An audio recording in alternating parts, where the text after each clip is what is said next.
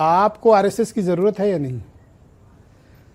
देखिए, हम सब संघ के निकले हुए स्वयंसेवक हैं। मैं स्वयं राष्ट्रीय स्वयंसेवक संघ की तीसरी पीढ़ी का स्वयंसेवक हूं, जो वर्तमान में भारतीय जनता पार्टी उत्तर प्रदेश के प्रवक्ता के दायित्व का निर्वहन कर रहा हूं। आरएसएस से डेपुटेशन पे हैं? बिल्कुल, निश्चित रूप से ये मानिए कि मैं तीसरी पीढ़ी का स्वयंसेवक हूं। मेरे बाबा 1942 में जब बरेली में पोस्ट मास्टर थे, उस समय वो अंग्रेजों भारत छोड़ो के कारण उन्होंने नौकरी छोड़ी। उसके बाद वे संघ के प्रचारक रहे। मेरे पिताजी 3rd ईयर ओटीसी ट्रेंड रहे। ओटीसी क्या होता है?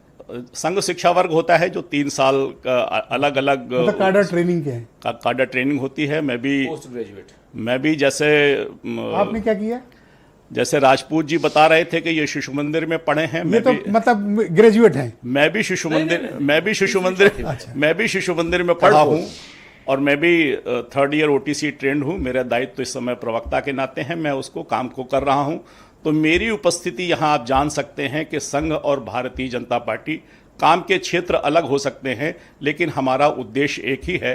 संघ में गाया हुआ एक गीत मुझे इस समय याद आ रहा है, आप पूछा था कि एक संस्कृति एक धर्म है, एक हमारा नारा है, एक भारती की संतति हम, भारत देश हमारा है।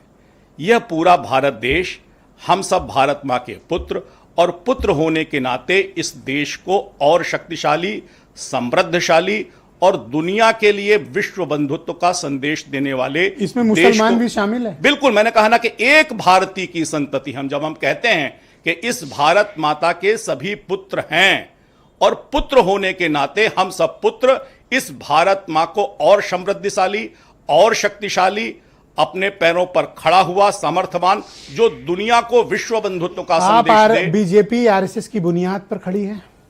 निश्चित रूप से हम उसी विचार से निकले हैं। 1925 में संघ बना, और जनसंघ तो 52 में बना।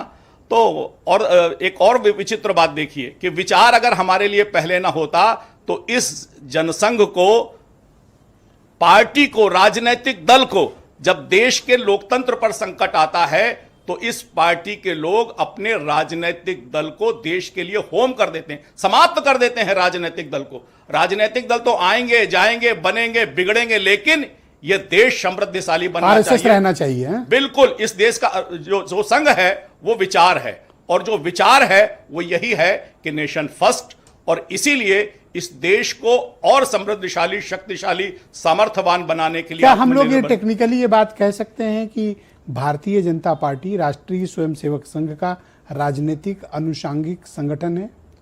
देखिए, संगठन सब अलग अलग हैं, जो अलग अलग क्षेत्रों में चल रहे हैं, इसमें कहीं कोई कंफ्यूजन नहीं होना चाहिए।